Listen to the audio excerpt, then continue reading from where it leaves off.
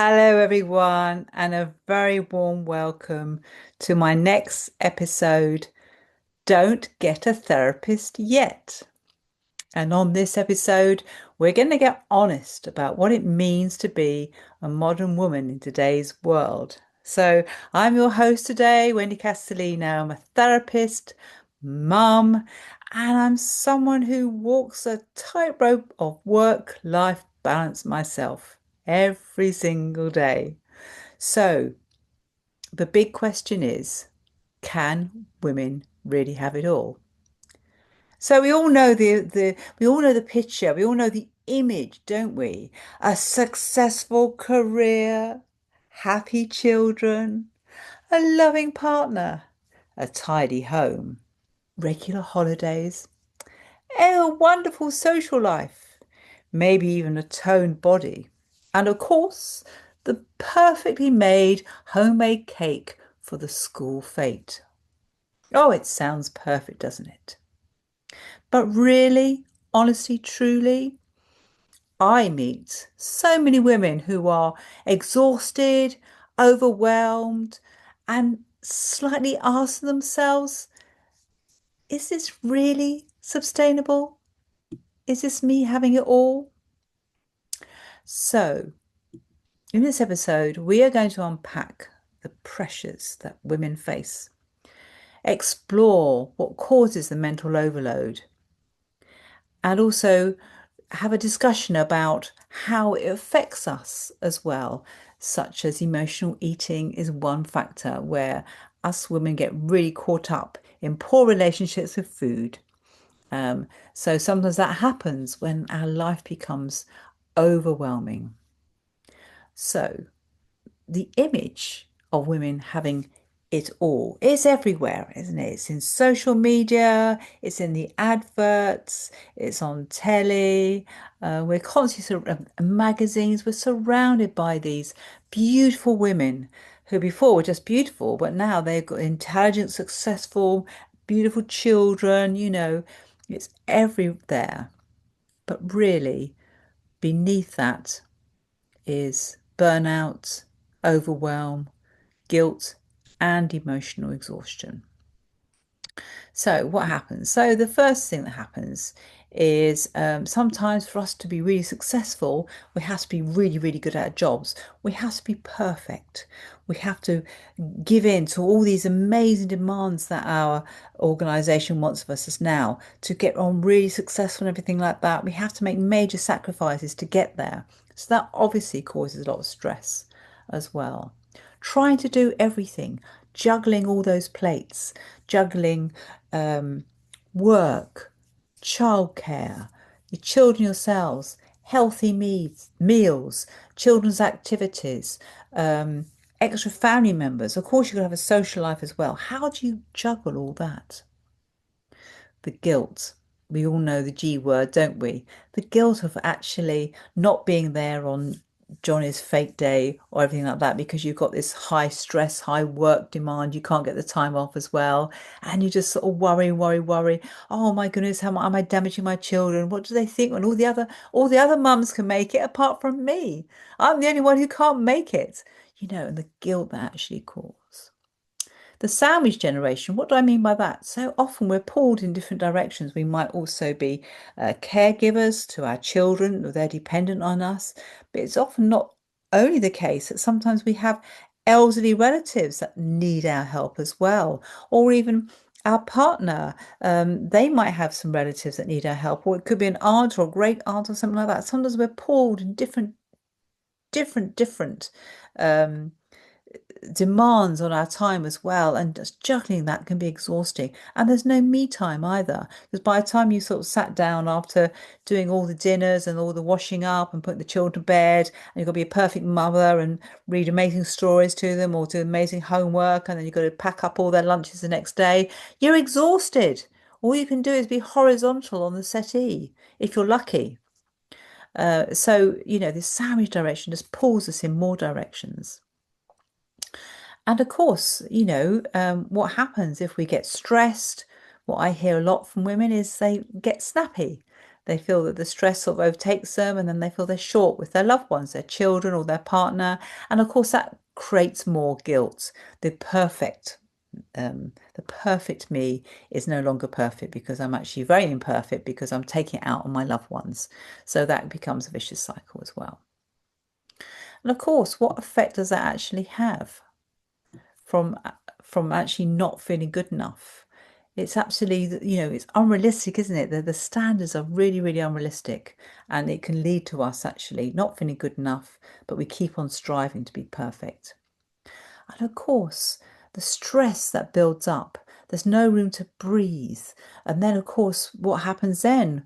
If we're exhausted or overtired, we can therefore not sleep very well. Stress can affect our concentration. We become more irritable. And then we have burnout. We're absolutely exhausted. We don't have time to talk to our friends. Or when we talk to our friends, we think we have to help them with our problems because we're trying to be perfect all the time. So we don't have any place to vent our emotions. We don't have any place to sort of say, I've had a really crap day today. You can't say that to your children, can you? Well, you can, but you won't get a very good response, will you? So who do you actually talk to?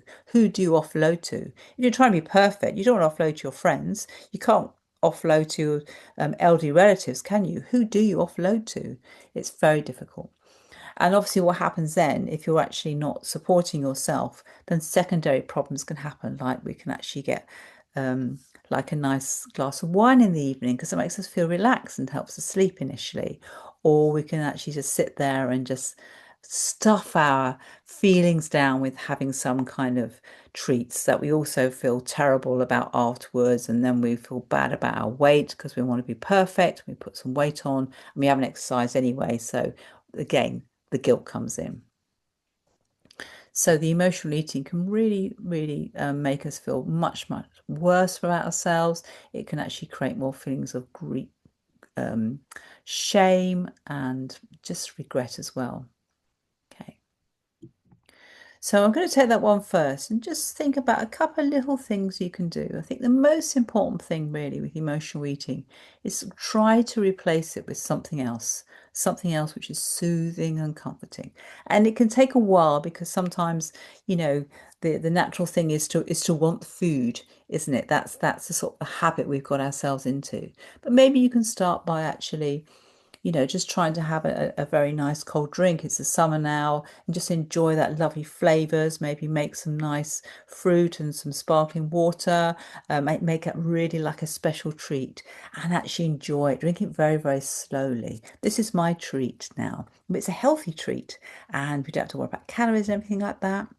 Or maybe finding foods that you like, which is perhaps low in calories. Perhaps you really love fruit. I love raspberries. I think raspberries are the best thing forever. So when I have that with a little bit of yogurt, it's actually not, it's very healthy. It's not at all fattening, but I feel as though I'm having a treat. I'm enjoying myself. It's like a wonderful, wonderful snack. So maybe there's a few snacks that you can actually try to replace it with food you actually like. I was having a discussion with somebody I was supporting about rice cakes. We both we just love rice cakes because they're very low in calories, but they just taste a bit like they're crunchy and they taste a bit like crisps. So make a list of things actually you can actually have to actually replace. Because what often women do is we binge eat, and it's always on the high calorie foods. It's always on the biscuits, the sweets, all that kind of thing as well, because they're very easy to consume a lot in one time. So the idea is actually trying to slow it down, gradually try to replace it by actually slowing down the eating and actually having something you think is enjoyable but also healthy. So always be kind to yourself, always be compassionate. Okay. Sometimes it helps to write down your emotions in a journal as well. Just getting it out rather than swallowing your emotions.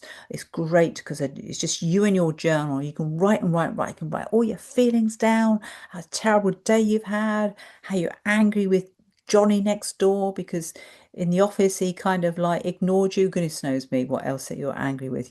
Maybe your child was being had a tantrum, was being very unreasonable. And maybe you also need to put how well you dealt with that. If you actually managed to kind of keep calm when your children have a tantrum at any age. We talk about tantrum at any age as well. If you're able to keep calm, that's fantastic. Write it down, give yourself some praise. Be your own best friend. Write it down. Okay. Express, express, express. So that's a great way of actually allowing things, just sort of letting things go by writing things down. Okay. So that's something you can do. um, actually create what's called an emotional toolbox. So have something around where you can put things in which you feel are pleasant or self-soothing. So you don't have to sort of rush around or find them. So it could be a really nice book. It could be some headphones, some music that you want to listen to. It could be a picture book or something like that. It could be something really nice, like a wonderful smell, or a lovely kind of object that you really enjoy, or something like, or some photographs, maybe some pictures that make you smile as well. So constantly trying to replace that angst, stress. I really deserve some food now. I'm just so at my end of tether. So, and then go to this other box, this comfort box, and that's nice. Maybe it could be a really special hot chocolate drink that you like, maybe a lower calorie one as well, but it's still sort of sweet and comforting. Maybe you can have some sachets of there in there. Be creative, think of lots and lots of different ideas and keep on adding to it as well, and keep going to that before you go somewhere else. It's really important, isn't it, just to keep that self-compassion going. And just because you've had one biscuit, so what? Don't what common thoughts are is, oh well, what's the point? I've started, I might as well carry on, or I'll start tomorrow. Permission giving beliefs, it's called. Oh well, it doesn't matter. I might as well give up now. I've ruined the entire day. I'm just going to carry on and I'll start tomorrow. Tomorrow never comes. You have to start it now. So even if you've had two or three biscuits and you started, they say, okay, that's fine. That's fine. It doesn't matter. I can stop now. Okay. Or another thing you can do is try to reduce the start as well. You feel the urge, you're desperately dying to have a binge, and you're really craving that sugar, sweetness, things like that. Okay, right. I'm going to have a drink now, and I'm just going to distract myself for 5 minutes. And if I could distract myself for 5 minutes, then I've done really well. And even if you eat afterwards, at least you've got some self-control coming in, and you can continue to develop that. Maybe one day it's 5 minutes, and then the next day it's six. Okay. So you actually start to feel in control, and you actually enjoy the psychology of feeling in control, and you actually prefer that. But it's really important also to try to replace the behavior with something else. Okay.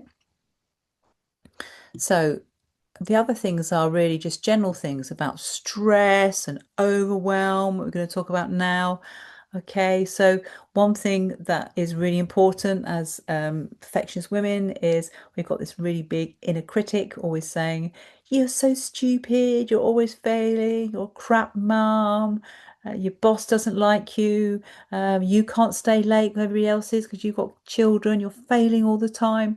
Okay, learn to be your own best friend. It's one of my favorite sayings. Okay, learn to have create either treat yourself how a friend would treat you, or have an own inner self, have a kind of like your own best friend, your own inner coach. See if you can find that part of you sort of saying, being, if you're compassionate and comparing to everybody else, start being compassionate and caring to yourself, saying, you're doing a good job, you're doing okay. You don't have to be perfect, you just have to be good enough. Good enough is great. You got through the day. You haven't strangled anybody. You haven't smashed anybody on the head or anything like that. You manage to control your temper, even though times are very difficult in that meeting you had today, and then screaming heebie-jeebies when you come back. You've done it. You've stayed calm. Well done. That's done really well. Yes, you were absolutely exhausted while you read that story to your daughter, but then again, you tried your best to smile and read it nicely as well. So you didn't feel it, but you did your best to show it. That's good enough. Okay. That's really good. Okay. Acceptance and commitment therapy talks about your values a lot. And this is what is important to you. And this is really important sometimes when we actually get sort of conflicting messages, when you have to be at work and you have to look after your children at the same time. What do you do? And it's really good. What's most important for me now? What is important? Can I do I have somebody to take care of my children for this one meeting because this is really, really important to my career? Or really, this is just a bit of a waste of time, this meeting. And actually, I really want to spend time with my children tonight. Okay, so really focus on what's the most important to you. Remember, health and well-being is also really, really important. So you actually start to try and carve out those 5 or 10 minutes to take good care of yourself so that you're eating well and you're exercising and you're getting enough sleep as well. That's really, really important. Being more mindful is great. One of my favorite activities that I talked about with people is mindfulness of everyday activities. So what this means is sometimes we're really good at worrying about the future or regretting the past. With mindfulness, you stay in the moment. So say you actually have to eat, for example. You actually stay there with your children and you focus on the eating. Okay, you might have a bit of a conversation about the day or something like that, but you're not running around in your thoughts and got to do this, got to do this. You just stay in the moment. When you're actually watching a film, you actually stay there and actually engross yourself in the film. Really feel it. Just keep on focusing, even if your mind wanders off, come back again. Say you actually have a sport activity or you go for a walk as a family. When you go for a walk, really enjoy, especially when you've got sort of children, they can really enjoy the looking around and finding new things and make it a little bit of a game as well. Really savor the moment, really enjoy the environment. Look at the sun, look at the clouds, look at the wind, feel the wind through your hair, as they say, and notice the little things and point them out to your children. Then they'll get good at pointing them out to you as well. So staying in the moment, actually absorb and savor the moment because we spend far too much time worrying about the future or regretting the past. Okay. And that's mindfulness is proven to really, really help your mind. It's one of the great evidence-based strategies. So keep it simple and just keep on being in the moment. Your mind wanders off and just keep bringing it back. Maybe think about being clear about your time, okay? So it's great, isn't it, when the boss on a Friday night says to you, okay, this is urgent, you've got to do it, you've got to stay behind, but you've got your children's concert to do that. And it's really hard, isn't it? And sometimes you have to say no. You have to say, I can't do that. I can do it Saturday morning if you're really, really desperate, or early Monday morning, but I have a prior appointment. Okay. Sometimes you just have to set those boundaries. Your time is precious. Every second you have is so important to you and your family, isn't it? So sometimes you just have to find ways of saying, I can't do that. Another little tip I think is really good is rather if somebody actually asks you something, just give a little bit of delay to it. Just say, okay, I need to check my diary and I'll come back to you. Okay. And it just gives you a bit of thinking time. So if you think, then you've got time to think, how important is this? Or can I get out of it? Or if I get out of it, what kind of reason and rationale can I say? Or how can I say it in a way which is constructive, where I don't get into trouble or things like that? So give yourself a little bit of time to sort of think of your answer so you come back with a much more well-balanced thought. Or you don't just say yes and then really regret it afterwards. Oh, I said yes. Why did I say yes? I shouldn't have said yes to this. Okay, so just delay and give yourself some time. Okay. Another thing which is really important is it takes a village to raise a child. I love that saying. Okay. And we need community, don't we? We need friends, we need family, you need systems. Write down your support systems. Who is it who can help you in different things? Maybe you've got a little bit of extra money. Maybe you can afford a cleaner. Some women think, oh my goodness, I've failed if I have a cleaner. That means that my house isn't perfect, or they actually clean all their house before the cleaner comes as well. Maybe there's some way of ordering of food. Now you've got all these sort of HelloFresh kind of things where it's easy to make the food. Maybe you can buy more food in bulk as well, and have it more in the freezer, perhaps being a bit more organized. Okay, think of ways to get some support out there. It's okay to have support. It's all right. We need support. We've broken down that. Sometimes we're just so linear in our families, aren't we? We're not part of a network, and actually having a network of friends, and maybe you can sort of share childcare as well. When children got friends, maybe there's an opportunity for you to have their child one day in the holidays, and then you can swap the children as well. That works really, really well because the children are having fun and you're looking after two, but it's no more than one. So that's the one, that's, I'm sure a lot of you do that already, but sort of think outside the box, think creative, keep on writing down who's my support network as well. Try, if you can, to negotiate some flexible working practices. We have got a bit more flexible now. We can work from home as well, but obviously it can be quite difficult to juggle when we're picking children up from school or we're taking children to activities as well. It's just a minefield of juggling, isn't it? And it can be so demanding as well. So maybe you can actually sort of say to your boss, for example, okay, so between 3:30 and 4:30, I'm not working that hour because that's when I bring up my children as well, but I will work. And now later on in the evening, or I'll get up a little bit early and work that hour as well, or I'll sort of work at 6, or maybe I'll work late one evening because I actually need to be, I really want to bring my children up on a Friday from school, and maybe they finish a little bit early as well. So negotiate those boundaries, try and get those boundaries in because most people won't miss you for an hour or things like that. You know, depending on what you do in your job, obviously it depends on that. But just try to negotiate some flexible working practices. It should be much more allowed, and it can be a win-win as well because you might be a bit more available when other people won't be available as well. And also, you know, what's really, really good is trying not to get stuck in, you know, rush hour traffic because that could just waste so much time, doesn't it, really? And if your time is really, really precious and it's so frustrating, isn't it? So maybe there's a way of negotiating times when you're working from home so you miss that sort of rush hour practice, or you get an early train or a later train. Be good at problem solving. Okay, problem solve, problem solve, problem solve. I meet so many women who worry. They spend a lot of time worrying. I just say try and turn that into problem solving. Be creative. Think outside the box. See if you can come up with some other ideas as well. So, and then self-care is really, really important. Okay, just try to think of, you know, what I sometimes like is just set daily goals. Okay, so try to exercise at least once a day, eat nourishing food at least once a day, but maybe do some self-care once a day. And maybe it's only going to be 5 or 10 minutes if you're really, really busy. It can be that hard to do. But maybe just spending a little bit of time, I don't know, doing your hair or doing a little mindfulness practice or a bit of exercise or a short walk. You know, maybe you could take the dog out, and that's your walking as well, depending on what your dog's like, of course. That's another factor as well.